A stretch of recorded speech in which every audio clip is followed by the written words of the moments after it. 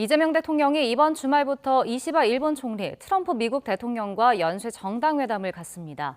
국운을 가를 연쇄 정상회담으로 이재명 정부의 국익 중심 실용 외교가 더 큰 시험대에 오르는데요. 이 대통령이 트럼프 대통령으로부터 핵 확장 억제 지속 보장 약속을 받을지가 한미 정상회담 성공 조건으로 보입니다. 이종수 해설위원과 자세히 짚어보겠습니다. 어서 오십시오. 네. 유엔코 수고 많으십니다. 네. 자, 이재명 대통령이 오는 23일부터 현재 시각 25일까지 일본과 미국 이렇게 잇따라 정상회담을 가지는 거죠? 그렇습니다. 현재까지 세부 일정이 공개되지는 않고 있어요. 근데 주말인 23일 날 이재명 대통령이 이제 일본으로 건너가서 이시바 시게루 일본 총리와 정상회담을 하고 만찬을 하고요. 이튿날인 24일은 미국으로 떠납니다. 그래서 현지 시각 24일 날 미국에 도착을 해서 이튿날 25일 트럼프 대통령과 정상회담을 하고 26일에 귀국길에 오르는 그런 아주 강행군을 하는 겁니다. 그런데 이 방미 기간 중에요, 한미 조선업 협력 프로젝트 마스가 이거의 상징이라 할 수 있는 하나그룹이 인수해서 운영을 하고 있는 필라델피아 소재 필리 조선소가 있거든요. 여기를 이재명 대통령과 트럼프 대통령이 함께 방문할 가능성이 거론은 되고 있습니다. 이번에 보면 이 대통령이 미국에 앞서서 일본을 먼저 방문하는 건데 이게 좀 이례적인 것 아닌가요? 맞습니다. 이제 그래픽을 보시면 아시겠지만요. 이승만 대통령을 제외하고는 역대 어느 대통령도 그러니까 미국에 앞서 일본을 방문한 그런 대통령은 없어요. 그래픽에서 지금 보시는 것처럼 노무현 대통령에서부터 윤석열 대통령에 이르기까지 전부 이제 미국을 일본보다 앞서 방문을 했어요. 근데 그러면 이재명 대통령이 왜 일본을 먼저 방문하는 것인가? 제가 이제 생각하기에 한 5가지로 그 이유를 꼽을 수가 있는데요. 그래픽을 보면서 말씀을 드리자면은 이제 올해가 광복 80주년이고 한일 수교 60주년이잖아요. 그러니까 과거사는 이제 관리를 하고 미래지향적인 실질 협력 강화하는 데 중점을 두겠다. 이런 의지 표명으로 볼 수가 있고 또 한일 정상과 이제 직접 교류, 셔틀 외교를 재개하는 데 의미가 있는 거죠. 그리고 지난달에 이시바 총리가 트럼프 대통령과 정상회담을 해서 관세 협상을 타결을 한 경험이 있잖아요. 그러니까 이번에 이재명 대통령이 만나서 노하우, 조언 이걸 들을 수가 있는 거죠. 그리고 이제 한일 관계가 여러 가지 말이 있습니다만 이제 가깝고도 먼 나라다 이런 얘기도 있습니다만 이번에 이제 두 나라 협력 관계를 이렇게 다져면서 이런 이제 파트너십을 만들어서 미국을 비롯한 이제 국제사회에 보여주는 그런 것도 생각할 수 있고요.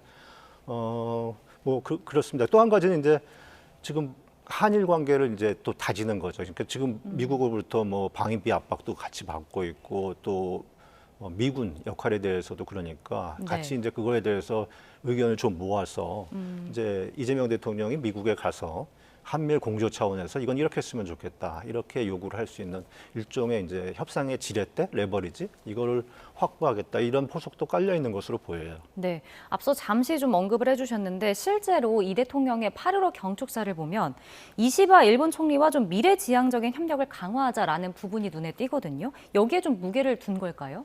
예, 일단 먼저 이재명 대통령 8.15 경축사 관련 발언부터 듣고 얘기를 해보시죠. 예. 국익 중심 실용 외교의 원칙으로 셔틀 외교를 통해 자주 만나고 솔직히 대화하면서 일본과 미래지향적인 상생 협력의 길을 모색하겠습니다. 신뢰가 두터울수록 협력의 질도 높아지게 마련입니다. 일본 정부가 과거의 아픈 역사를 직시하고 양국 간 신뢰가 훼손되지 않게 노력해 줄 것으로 기대합니다.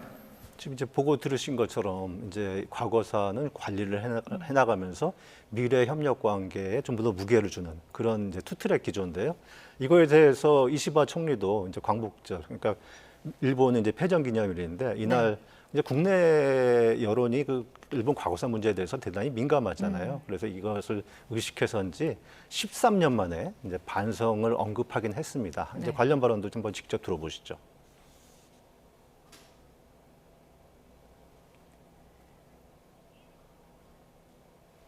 戦争の惨禍を決して繰り返さない。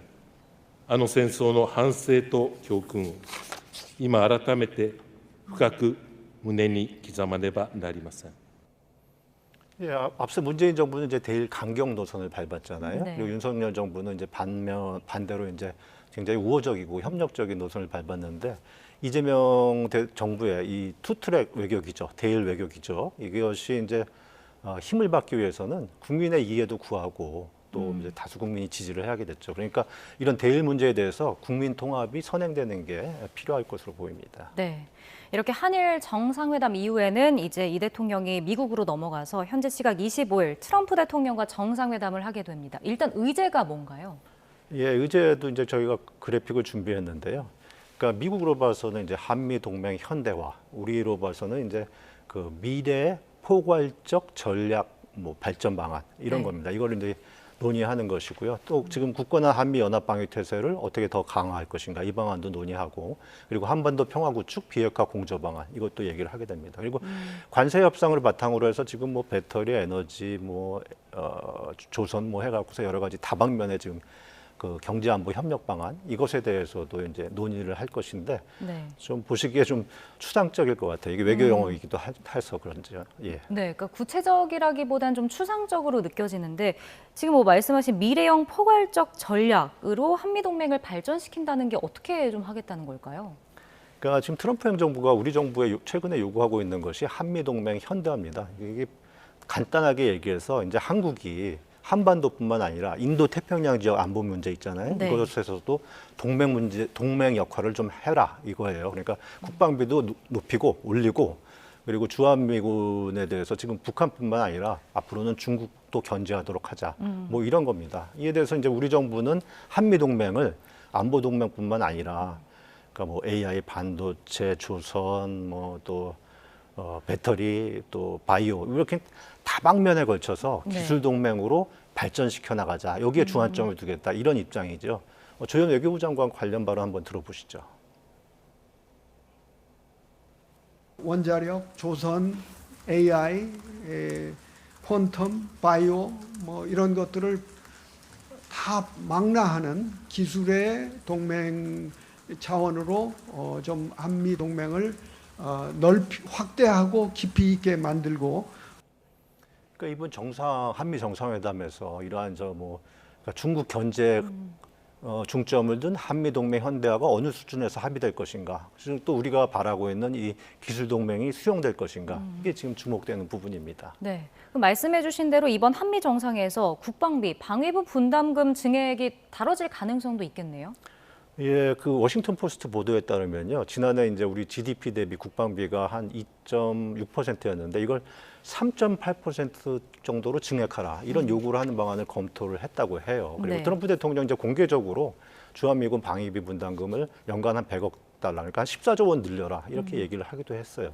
근데 이 국방비 증액 부분은요, 그러니까 우리가 북한에 대해서 뭐 첩보, 또 뭐 정복, 감시 뭐 이런 장비들을 좀 들여와야 하고, 네. 또 우리 인구가 줄어드니까 병력도 보충을 해야 되잖아요. 그러니까 우리 입장에서 봐서도 국방비 증액의 필요성은 있는 거죠. 근데 이 방위비 분담금의 경우에는요, GDP 대비 일본에 비해서 우리나라가 지금 1.5배를 이미 내고 있어요. 네. 그리고 일본은 이제 주일 미군 토지 사용료 이런 걸 갖다가 다 계산을 해서 방위비에 이제 반영을 하고 있단 말이죠. 근데 우리 같은 경우는 이제 주한미군 뭐 토지 사용료 이걸 무료로 하고 있거든요.